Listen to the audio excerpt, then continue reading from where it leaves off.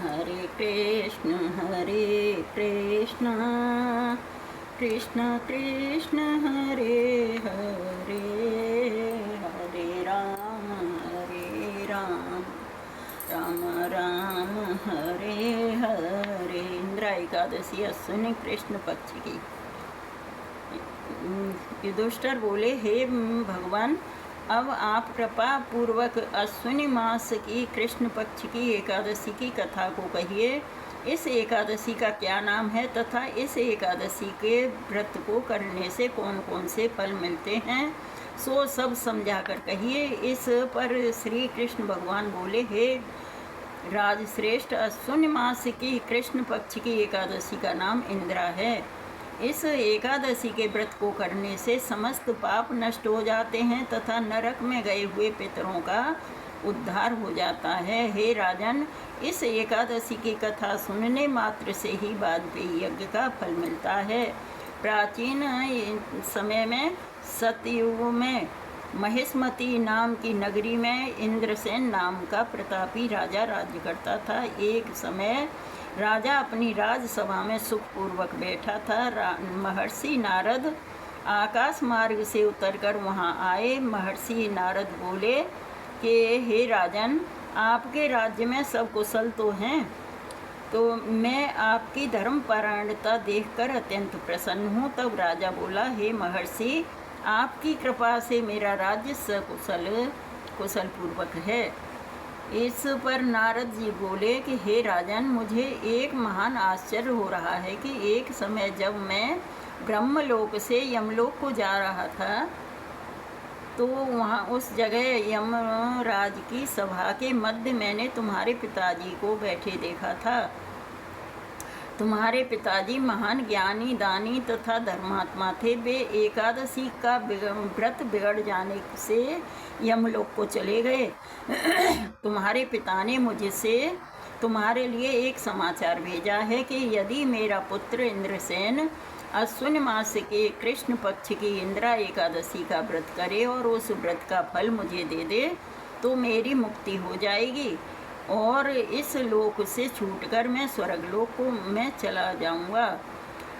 जब राजा ने महर्षि नारद से ऐसे वाक्यों को सुना तो उसे महान दुख हुआ और वह इंद्रा एकादशी के व्रत की विधि पूछने लगा। हे नारद मुनि, अब आप मुझे इस एकादशी के व्रत की विधि बतलाइए। इस पर नारद जी बोले कि हे राजन, अश्विन मास के कृष्ण पक्ष की दशमी के दिन प्रातःकाल श्रद्धा सहित स्नान करना चाहिए। इसके पश्चात दोपहर को भी स्नान करना चाहिए। उस समय जल से निकलकर श्रद्धा पूर्वक पितरों का श्राद्ध करे और उस दिन एक समय भोजन करे और रात्रि को पृथ्वी पर शयन करे। इससे दूसरे दिन अर्थात एकादशी के दिन प्रातः दातुन करे और स्नान करे। इसके पश्चात भक्ति पूर्वक व्रत को धारण करे और यह कहे कि आज मैं निराहार रहूँगा और समस्त भोगों का त्याग कर दूँगा। इसके पश्चात कल भोजन करूँगा। इसके हे भगवान, आप मेरी रक्षा करने वाले हैं, आप मेरे व्रत को निभाइए। इस प्रकार आचरण करके दोपहर को सालग्राम भगवान की मूर्ति का भोग लगावे। भोजन के में से कुछ हिस्से को गौ को दें और विष्णु भगवान की धूप दीप नैवेद्य आदि से पूजा करें और रात्रि को जागरण करें। इसके उपरांत द्वादशी के दिन मौन होकर बंधु बांधवों सहित भोजन करें। हे राजन, यही इंद्रा एकादशी के व्रत की विधि है। हे राजन, यदि तुम आलस्य रहित होकर इस एकादशी के व्रत को करोगे तो तुम्हारे पिताजी अवश्य ही स्वर्ग को जाएंगे। महर्षि नारद राजा को जब उपदेश देकर अंतर ध्यान हो गए तो राजा ने इंद्रा एकादशी को आने पर उसका विधि पूर्वक व्रत किया। बंधु बांधव सहित इस व्रत को करने से आकाश से पुष्पों की वर्षा हुई और राजा का पिता यमलोक से गरुड़ पर चढ़कर स्वर्ग को गया।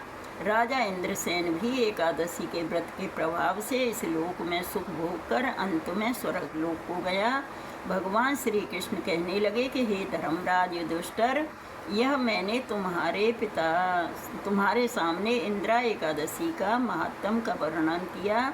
इस कथा के पढ़ने व सुनने मात्र से ही समस्त पाप नष्ट हो जाते हैं और अंत में मनुष्य स्वर्गलोक में जाकर वास करता है। कथा का सार: मनुष्य को चाहिए कि वह जो भी संकल्प करे उसे तन मन धन से पूरा करे।